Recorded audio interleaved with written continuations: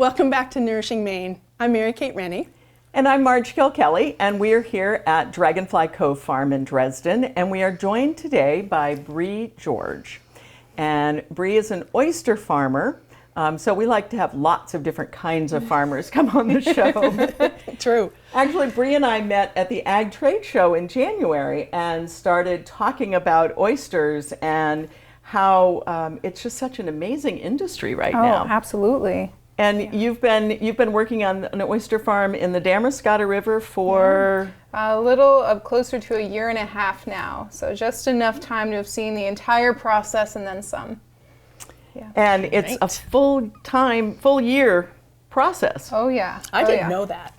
Yeah, oysters are year round. I mean, normally it's nicer to eat them in the summer for an oyster farmer because it's funner to be on the water in the summertime, but they are absolutely delicious year round. I can attest to that because I've been eating oysters every single month of the year, and they are just fantastic every single time. That's great. And there are different kinds of oysters. There's so much we need to learn today. So we've got some oysters laid out here. Can you tell us what different ones we have at this point? Sure. So in Maine, we really only have two different kinds of oysters. There's the native oyster, which is the eastern oyster. These are what's farmed pretty much in every saltwater area in Maine. There are 150 recognized farms, whether they're small individual family farms up to large-scale farms throughout Maine. That's more they than I all thought. farm. Oh yeah. Yeah, Boy. there's a lot, but honestly, we don't take up that much square footage, which is pretty cool. It's all pretty compact, but we all farm the exact same oyster. There are a couple that farm a different oyster, which you can see over here. It's a lot rounder. It's called a European oyster. Those were introduced in the 1900s, I believe. A lot of Americans don't really like them because they can have a bit of a coppery aftertaste, but we all love the eastern oyster. So that is our favorite one to farm, and it's the one that's best adapted for the environment that we have here. So I have to ask about the giant oyster shells. I've never seen an oyster that big. Yeah, and that is an old oyster for sure. So the shell right here you can see is the top shell only of the oyster. We can pick it right up. Yeah, Yeah. absolutely. Yes. It's massive. Yes. Yes, so And that's just half. Yeah, this is just the top shell. So the other shell, it would have looked like this, and you can imagine the size of the meat in the oyster. I mean, it would have been solid. One oyster stew. Oh yeah, this is not one you want to slurp. Or it wouldn't look very pretty if you tried. Exactly. Yeah. So this oyster, we are guessing it's around 25 years old, and even though they're not common to find, it's not always super surprising to find oysters this large or this old. And the Damascotta especially, there's a lot of history around eating oysters in the Damascotta. I mean, up to 3,000 years ago, you can visit a shell midden in Damascotta where you can find oysters that Native Americans and Native peoples ate. And so they've been enjoyed for thousands of years in Maine, and finding ones this old, it's no surprise. It is pretty amazing. Yeah. So the challenge of oysters is that we need to get from here to here. Yes. And you're going to help us figure that out today. Yes. As I said, I've always It is wanted intimidating. a real lesson. Me too. So here we go. Yeah, exactly. And I mean, when you're looking at them, it can look a little intimidating. You got a little pointy knife, you've got, sharp shells, and this is really hard. But, honestly, there's pretty easy ways to shuck them, and you just got to know how to do them. And if you mess up, if you're eating them just for yourself, it's okay. You don't have to be a professional. You can just shuck them, get the meat out, and enjoy it. But I will do my best to show you the best way to shuck an oyster. So you have an oyster here with training wheels. I do. So this is one that you can make at home. So this is an oyster that has been shucked, so there's no goodies in this one. But what you're really looking for is one that has a top and a bottom from the same oyster so that they fit together really nicely, and then get yourself a nice strong rubber band to put around there. And then all you need is a shucking knife. I would highly encourage that you wear gloves, especially when it comes to shucking the real deal, because you do have to use a bit of pressure. And the last thing we want is it not to be a fun time, because gloves will help keep it nice and fun and relaxing. And safe. And safe, exactly. Safety is, most important thing. Are you ready to give it a shot? I'm ready. Okay. Let's do it. Okay. Are you going to do it with us? I can, Yeah. absolutely. Okay. It's not a race. I know, I'm not in any hurry. We did lobsters one time. It started to become a race. Okay, so step one, go ahead and Get choke more up on the purchase, choke up on the exactly. blade. Choke up on the blade a little bit, and again, you can kind of wiggle it. Sometimes it depends on the oyster, what you want. It's the oyster. Oh, I got him. I didn't have it good I'm enough. losing the juice. The delicious juice. So I'm going to go like that, and then I'm going to turn the key. Yep, turn the key. So you want it to stick on the blade. I'm going to hold it open. Hey, there we go. Turn the key. Okay, should see a little bit of an opening. Then you go in and just swipe. Whoops! And throw oyster shells everywhere. They've been thrown around here before. So I see my beautiful delicacy right there, and I've just Perfect, you've got it. Is that called the foot, or is that only with like scallops or abalone or? Yeah, that's So with it's called, what is it? digging. Yeah, this is just a muscle to keep the oyster shell open and closing, because these guys are filter feeders, so they open up just enough to let the phytoplankton and all the goodies that they filter out of the water in and then back out, whereas clams, they like to dig deep down. So you don't usually find oysters very deep in the mud. It's good to know. I'm going for number 2. Ooh, there you go. It's not a race. No, and it's not scary either. It's not. No, it's amazing. I mean, this is... It just goes to show when you know what you're doing, you can relax a little bit. Yeah. Or know what the next step is, I suppose. I know, I've always been so anxious about doing it. Well, and maybe that's translates to the oyster, and he's not letting go.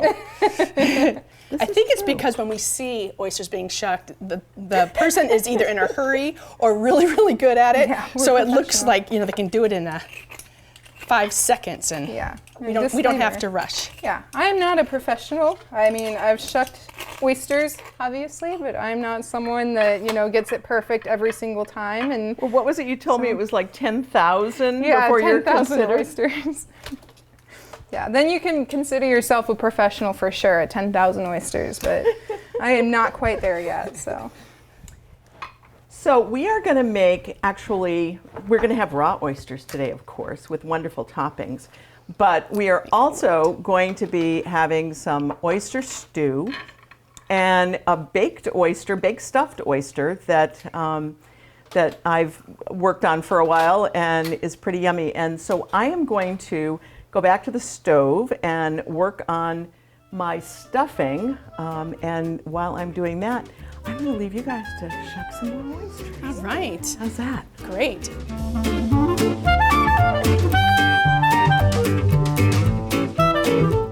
And we can also talk about mignonette.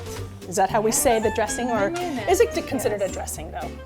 A topping? Or I would consider it a topping, Yes. a condiment. Oysters, a lot of people enjoy them straight up and raw and nothing added, and I'll be honest, especially during season, anytime I'm out on the raft and feeling a little peckish, I enjoy just raw oysters as they are. However, there are other things you can add to an oyster. So if you're a first-time oyster eater and haven't had them often or haven't ever had them before, I would encourage you to try it with all of the different things that generally come with oysters. There's lemon slices and lemon wedges. There's mignonette, which you were just talking about. That's my preferred topping on an oyster. And usually oysters are served with a mignonette, cocktail sauce, and then horseradish, just regular plain horseradish. And some people really, really like that. Yeah. It clears you out, It really gets you get to really smell the ocean when you have some horseradish on your oysters, but it is also a really good option that a lot of people really enjoy. So, so one thing I did want to talk about too while we have these here is a lot of oysters, as you've seen these giant ones, you probably don't want to try to eat those in one go. But our oysters do grow into different sizes. So we usually measure them into 4 different sizes. The petites are what you see most often. So that's this guy and the ones that we're shucking right now. They tend to be the easiest to eat just because of the size and no other reason. And then there are cocktails. These can be small, large. They just are a lot bigger. They have a lot more meat in them. And so you know, if you really, really like oysters and, you know, are wondering, is there a taste difference between the petites and the cocktails? It should taste exactly the same. As just how much are you wanting to chew. And yeah. And the ease if you're making a meal of it, Yeah. you know, you need less cocktails to feel more full, but yeah. So you describe the different sizes. How do you measure them? Are on the boat? Do you measure them, or when you get back? So most oyster farms, not all, but most have a raft that we work off of. It's just like a little wooden dock island kind of thing, and it's a giant platform where we're able to put tables and different, you know, assistive tools to help us work with the oysters. So one thing that we can use, one thing you should know about oyster farmers is we are very interested in finding treasures in the water and finding the best way to use them. Sometimes we find gear, and sometimes we find floating pieces of driftwood that are really great to use for, you know, tools. Is it called flotsam? Flotsam. It's one of my husband's favorite finds on the water. Yes. Oh yes, yes, lots of treasures.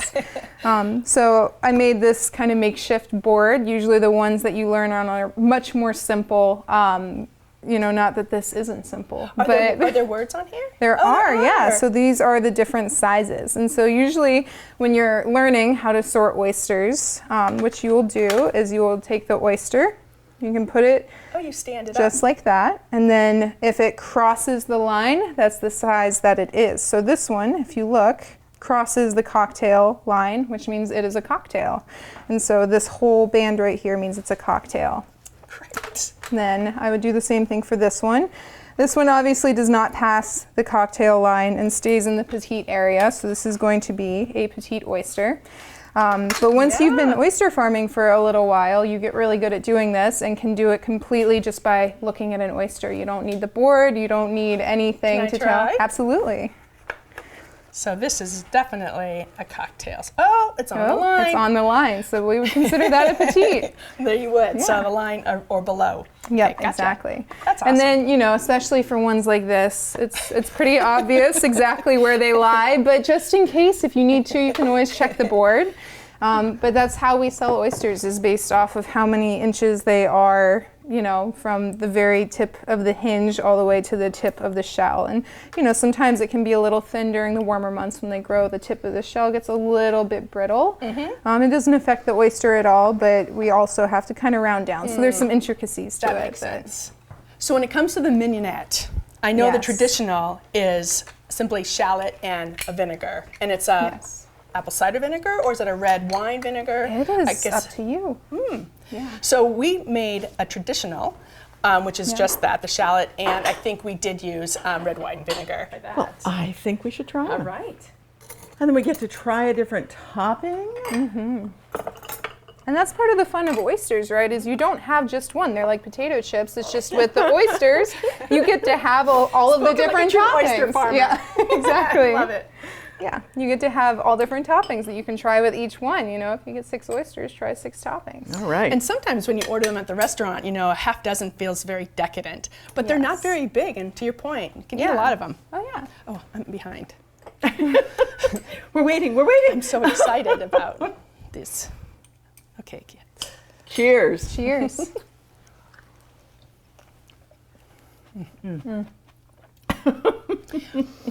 That's what oyster farmers love to hear. That and the head nods. It's always a good sign.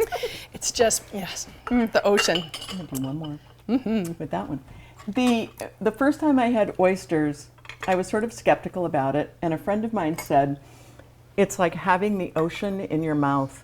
Yep. And that is the best way to describe it. It's like just all the beauty and the majesty of the ocean just is in your mouth. And there we go again. Yep. With the Yep. The and the head nod. That it just makes every oyster farmer's heart happy. Well, my heart's happy too. So I am going to bring over my stuffing, and we are going to stuff some oysters. Great.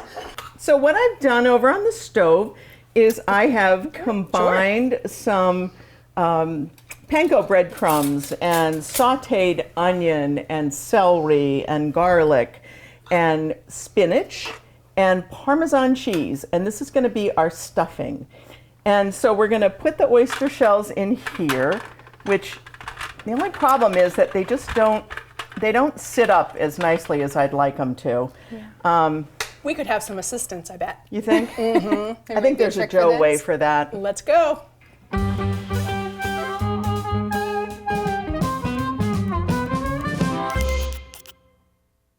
Welcome to the Joe Way. Today we're everything oysters. So I have this Joe way of doing oysters.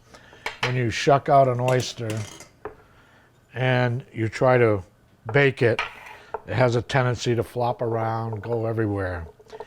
If you have salt, you can make a bed of salt and lay them on that.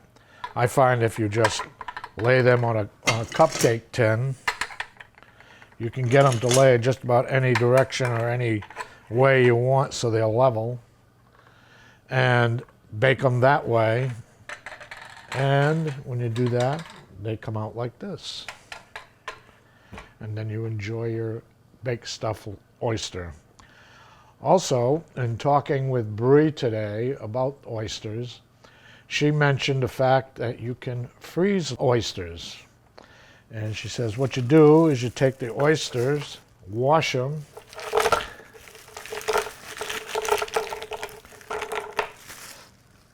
and you wash the outside of the shells. You get them like this clean. These have already been washed. You put them into a plastic bag.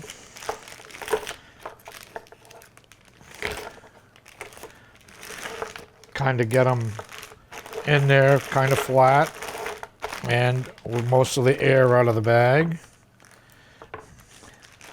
You take this and you put them in the freezer, good for up to a year. So that's all I have for today. I'm heading for the freezer. Have a good day. This is the Joe Way.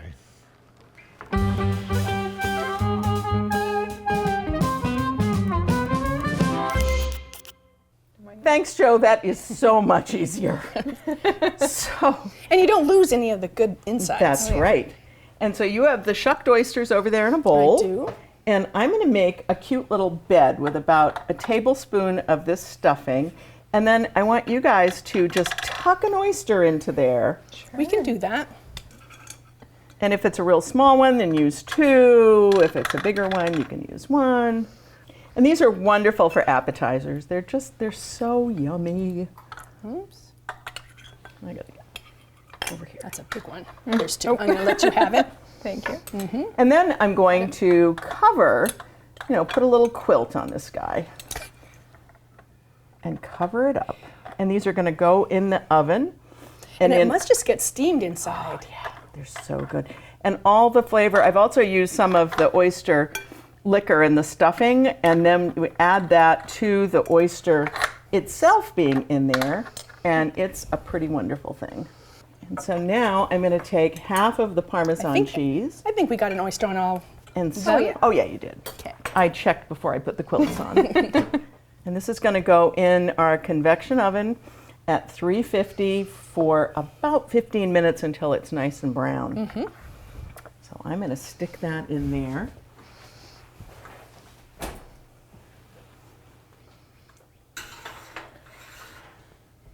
That's a delicious treat for an appetizer. And while that's cooking, we are going to add oysters to our oyster stew, which the broth is already made.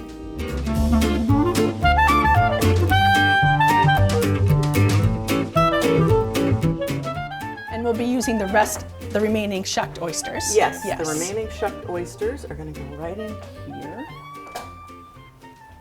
And they can, Just right up, liquor and all? Liquor and all. Oh, gotcha. Absolutely.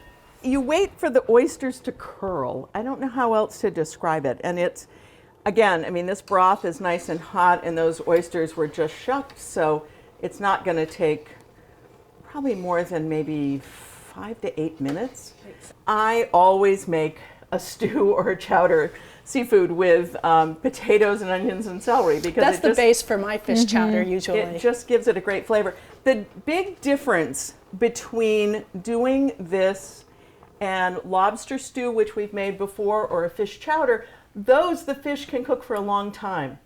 These, you've got to have the broth ready, And when the broth is ready and just about at a simmer, that's when you put the oysters in.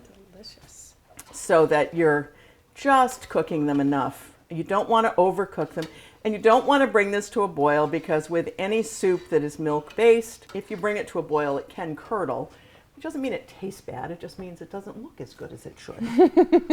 You know what we haven't talked about yet, Bree, is your fancy orange outfit. Wow, look at these. Oh yes. This is exactly what I look like when I'm at work. One thing that is really fun about oysters is if you were a kid that liked to play in the mud, that loved to get dirty from head to toe, you might have meant to be an oyster farmer, because it is a dirty job. We try to make sure that they're as clean as possible when they're put on your plate and before they get to the restaurants.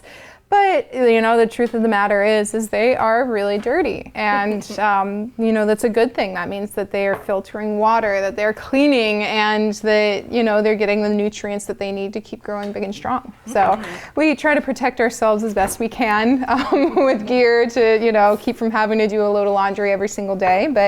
And there's a lot to keep track of, being on a boat, but also, you know, moving a lot of heavy things around, making sure you don't damage these wonderful things. So there's a lot to it. But to your point, it's outside. It's so much fun. Oh yes. And then you also talked about having a knife with you. Yes.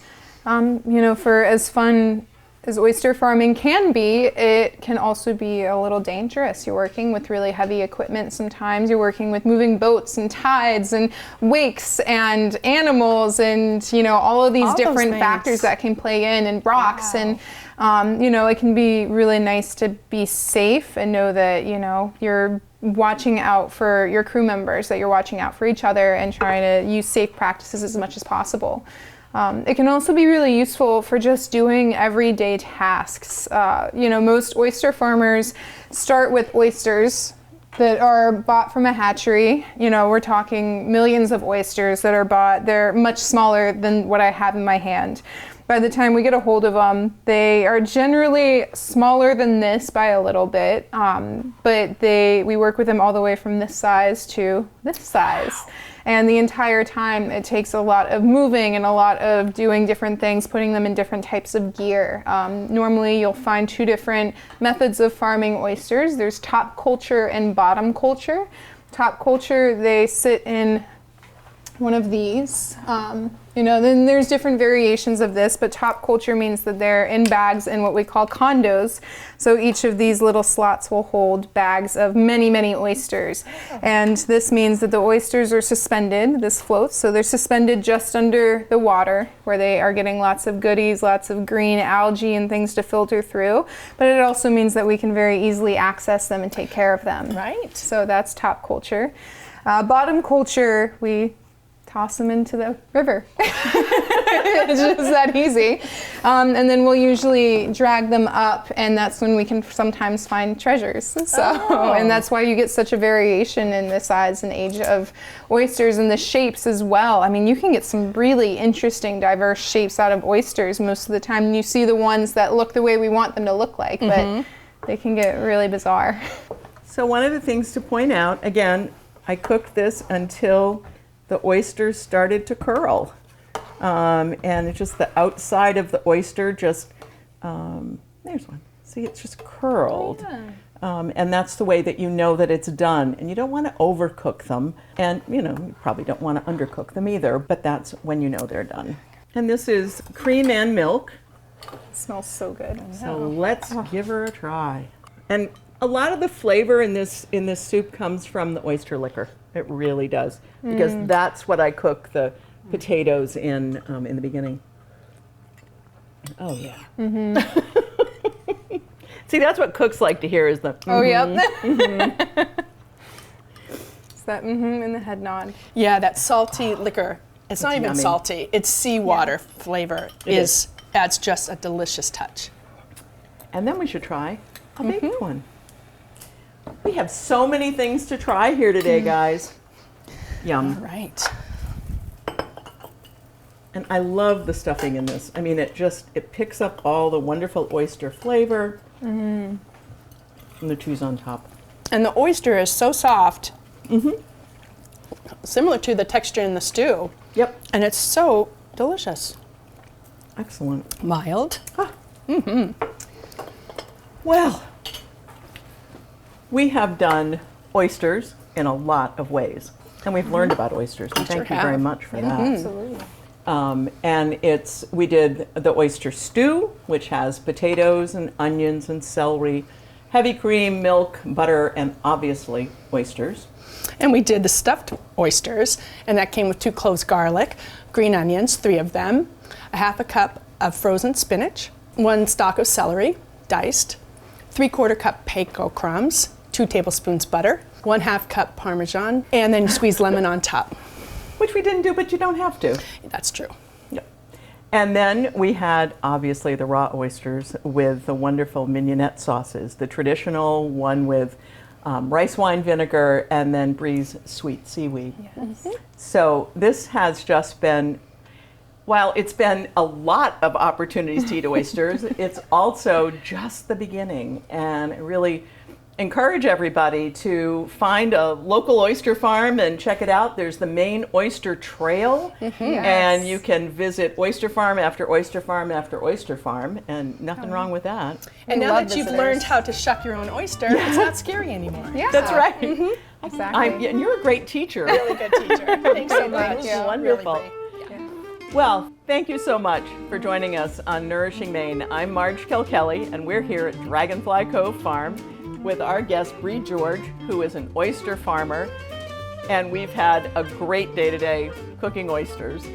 And I'm Mary Kate Rennie. Thank you for joining us on Nourishing Maine. Maine.